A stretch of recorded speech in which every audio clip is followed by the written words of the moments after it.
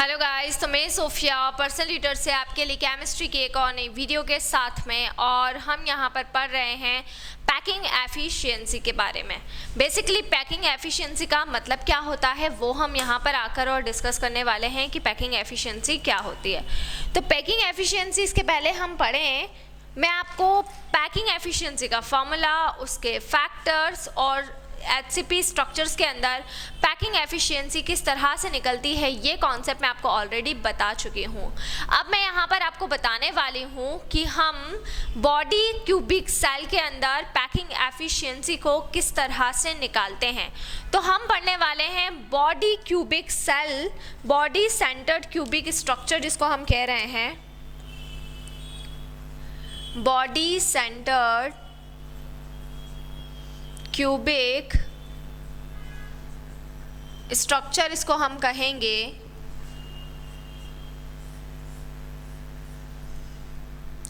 ठीक है, और बॉडी सेंटर्ड क्यूबिक स्ट्रक्चर में हमको निकालनी है पैकिंग एफिशिएंसी। ठीक है, अब देखिए यहाँ पर मैं सबसे पहले बॉडी सेंटर्ड क्यूबिक स्ट्रक्चर बना देती हूँ आपको कि बॉडी सेंटर्ड क्यूबिक स्ट्रक्चर क्या होगा वो हम यहाँ पर देख लेते हैं।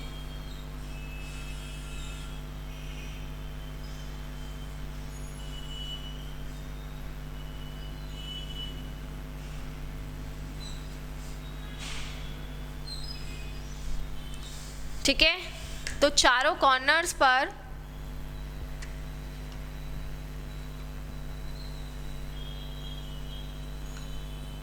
और एक सेंटर पर रहता है। ये तो आपको पता ही है कि चारों कॉर्नर्स पर होता है और एक कहाँ पर रहता है, सेंटर पर रहता है। अब ध्यान से देखिएगा, इसमें जो पार्टिकल्स रहेंगे इसमें हम क्या कंसिडर करेंगे कि यहाँ पर इस स्ट्रक्चर में 3 एटम्स है जो डायगोनली अरेंज्ड है।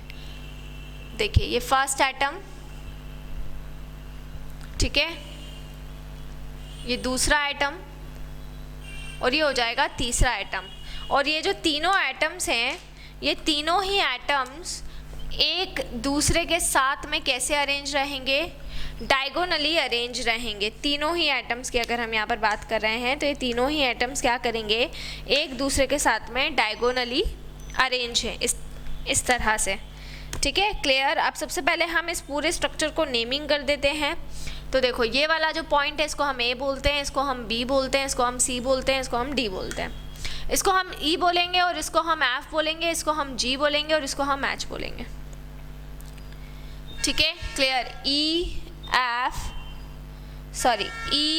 इसको दे देते हैं नाम E F, और ये हो जाएगा G और ये हो जाएगा आपका H। तो इस तरीके से हमने सब पे नंबरिंग कर दी है, नेमिंग कर दी है। ठीक है, अब सुनिएगा, तो 3 एटम्स ऐसे डायगोनली यहाँ पर अरेंज है, आप देख सकते हैं क्योंकि बॉडी सेंटर में एक सेंटर पर भी मौजूद होता है। तो 3 एटम है जो एक दूसरे के साथ में डायगोनली अरेंज है। ठीक है, इसको हम कुछ भी जनरली C डिस्टेंस मान लेते हैं कि A से F तक की जो डिस्टेंस है उसको हम C बोल रहे हैं। और अगर हम यहाँ से यहाँ तक अगर देखें तो यहाँ से यहाँ तक की जो डिस्टेंस है उसको हम B बोल रहे हैं, और बाकी पूरे क्यूब की जो डिस्टेंस रहती है वो तो A रहती ही है। ठीक है ना। अब देखिएगा, अगर मैं इसके अंदर ट्राइंगल ले लूँ E F और D, कौन सा ट्राइंगल ले रही हूँ मैं, E F D, E F और D, ये वाला मैं ट्राइंगल ले रही हूँ। सो इसके अंदर मैं क्या लगा दूंगी, इसके अंदर मैं लगा दूंगी Pythagoras theorem. So Pythagoras theorem by Pythagoras theorem. ठीक है, तो बेटा एक बार फिर से देखें, हमने एक क्यूब लिया, कौन सा क्यूब है, बॉडी सेंटर्ड क्यूबिक स्ट्रक्चर का क्यूब है। और उस बॉडी सेंटर्ड क्यूबिक स्ट्रक्चर का मतलब क्या होगा कि जिसमें क्या होंगे, एक तो सबसे ज़्यादा किसके ऊपर पार्टिकल्स प्रेजेंट है, पार्टिकल्स प्रेजेंट है चारों कॉर्नर्स पर, और चारों कॉर्नर्स के बाद में अगर हम बात करें तो सेंटर पर भी पार्टिकल जो है वो मौजूद है। तो चारों कॉर्नर्स पर पार्टिकल मौजूद है और एक पार्टिकल कहाँ पर मौजूद है, सेंटर पर मौजूद है। अब यहाँ पर हम क्या करेंगे, यहाँ पर हम जितने भी हमारे 8 कॉर्नर्स हैं उन 8 कॉर्नर्स के ऊपर, सभी के ऊपर हम यहाँ पर लगा देंगे। अब इसके बाद में हमको यहाँ पर क्या करना है कि जो भी हमारे एटम्स थे वो 8 कॉर्नर्स पर, जो भी हमारे एटम्स थे उन 8 एटम्स को हमने 8 कॉर्नर्स के ऊपर जाकर क्या कर दिया है, अरेंज कर दिया है। अब अरेंज करने के बाद में हम देख सकते हैं कि जो हमारे 3 एटम्स हैं वो डायगोनली एक दूसरे के साथ में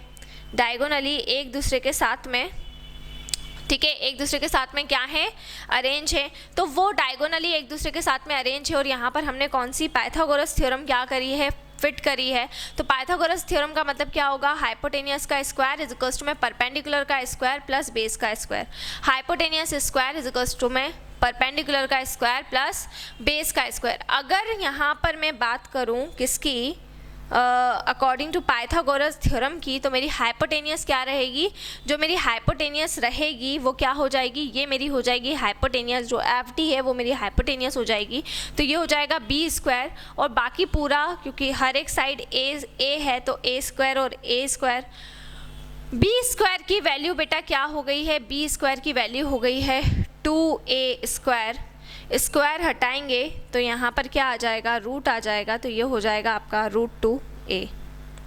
ठीक है, क्या हो जाएगा, ये हो जाएगा मेरा √2a। ठीक है, क्लियर। तो जैसे ही मैंने स्क्वायर हटाया तो स्क्वायर हटाने के बाद में यहाँ पर क्या लग गया है, अंडर रूट लग गया है, और अंडर रूट लगने के बाद में यहाँ पर मेरा हो गया है √2। तो √2 और a यहाँ पर मेरा हो गया है ना। अब यहाँ पर इतना करने के बाद में जैसे ही √2 हुआ, ठीक है, तो नाउ इन ट्राइंगल AFD, अब कौन सा ट्राइंगल हम ले लेंगे, AFD ले लेंगे, AF और ये D। इस ट्राइंगल के अंदर अकॉर्डिंग टू पाइथागोरस,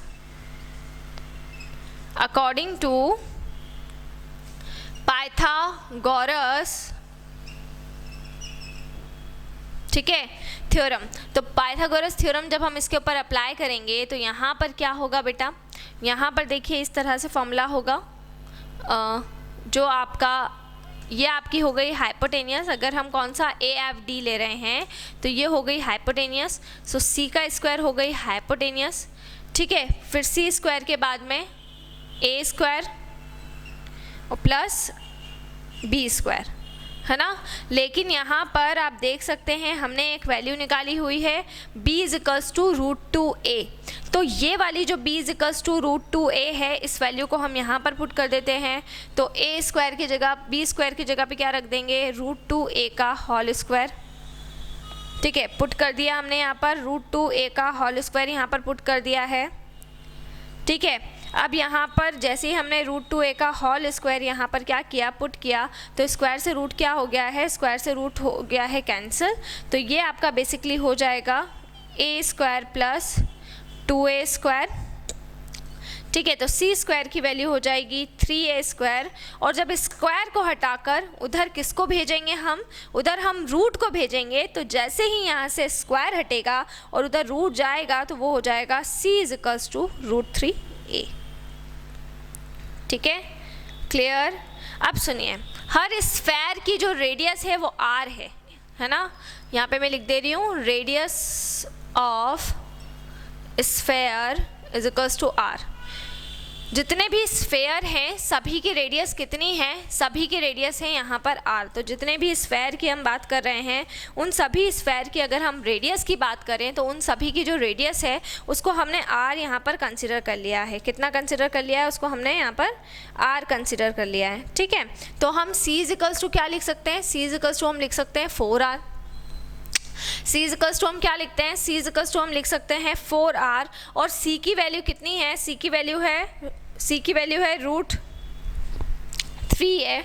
तो c इज इक्वल्स टू हम 4r लिखेंगे, क्योंकि c को हम 4r क्यों लिख रहे हैं बेटा, देखिए इस पॉइंट से चले यहाँ से यहाँ तक r, फिर यहाँ से यहाँ तक r, फिर यहाँ से यहाँ तक r, और फिर यहाँ से यहाँ तक r। ठीक है, तो टोटल कितने r हो गए, 4r हो गए। तो c इज इक्वल्स टू क्या हो जाएगा, c इज इक्वल्स टू हो जाएगा 4r। ठीक है। C इज इक्वल्स टू क्या हो जाएगा 4R। तो C की जो वैल्यू है उसको हम यहाँ पर क्या कर देंगे, पुट कर देंगे। तो C की वैल्यू हमने यहाँ पे पुट कर दी, जिसको हम क्या बोलेंगे √3a इज इक्वल्स टू में 4R। √3a is equals to में 4R। अब हम R को सिंगल कर लेंगे तो क्या हो जाएगा √3/4a। R को हमने क्या कर लिया है, R को हमने सिंगल कर लिया है, तो वो क्या हो गया है, वो हो गया है √3/4a। ठीक है, क्लियर। तो रेडियस हमने यहाँ पर निकाल ली है, समझ में आ गया होगा आपको। सबसे पहले हमने एक बॉडी सेंटर्ड क्यूबिक स्ट्रक्चर बनाया, ठीक है। उसके अंदर 3 एटम एक दूसरे के साथ में कैसे अटैच हैं, डायगोनली अटैच हैं।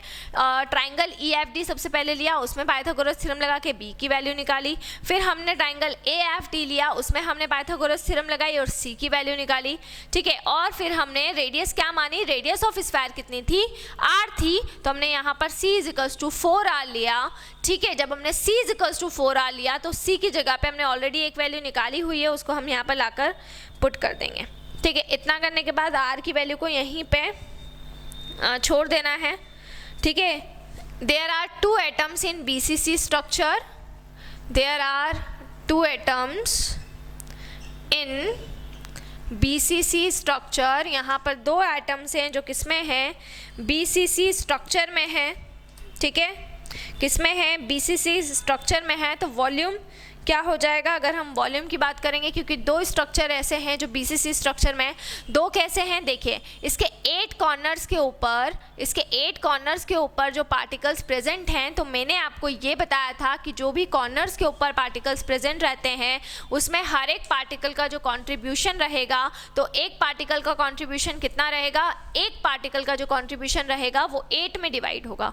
कितने में डिवाइड होगा, 8 में। एक पार्टिकल 8 में डिवाइड हो रहा है, सो यहाँ पर नंबर ऑफ पार्टिकल्स कितने हो जाएंगे, 2 पार्टिकल्स हो जाएंगे, क्योंकि 8 की 8 जो कॉर्नर्स हैं उनके ऊपर जो एटम्स हैं वो फिटेड हैं, तो उनके ऊपर एटम्स फिटेड है, तो एक पार्टिकल का जो कंट्रीब्यूशन है वो 8 में होगा, तो टोटल 8 पार्टिकल्स हैं। तो ओवरऑल कंट्रीब्यूशन पूरे यूनिट सेल में कितने का हो गया, 1 का। और एक क्योंकि सेंटर पर मौजूद होता है, क्योंकि ये बॉडी सेंटर्ड क्यूबिक सेल है, तो एक कंट्रीब्यूशन वो हो गया। तो 1 और 1 ये दोनों मिलके क्या हो जाते हैं, ये दोनों मिलके हो जाते हैं 2। इसीलिए यहाँ पर हम बोल रहे हैं कि देयर आर 2 BCC स्ट्रक्चर। यहाँ पर कितने BCC स्ट्रक्चर हैं, 2 BCC स्ट्रक्चर हैं, तो ये हो जाएगा 2 × 4/3 πr³, 2 × 4/3 πr³। ये आपका यहाँ पर स्ट्रक्चर हो जाएगा 2 × 4/3 πr³। अब हम यहाँ पर पैकिंग एफिशिएंसी का फॉर्मूला लगाएंगे। सो पैकिंग एफिशिएंसी का फॉर्मूला क्या होता है, volume occupied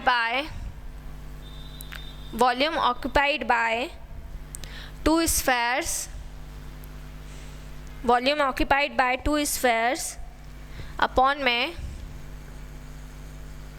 total volume of unit cell. Volume occupied by 2 spheres upon में total volume of unit cells, ठीक है। इतना करने के बाद हम ऊपर रख देंगे 2 × 4/3 πr³, है ना, और नीचे क्या रख देंगे 4/√3r,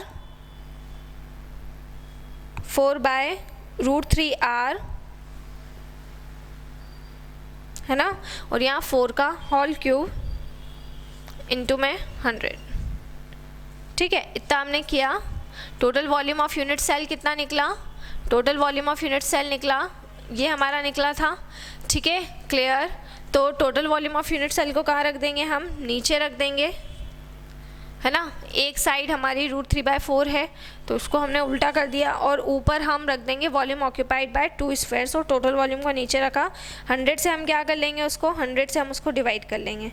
तो यहाँ पर जो एफिशिएंसी आएगी वो कितने % की आ जाएगी, आपकी 68% की पैकिंग एफिशिएंसी आ जाएगी।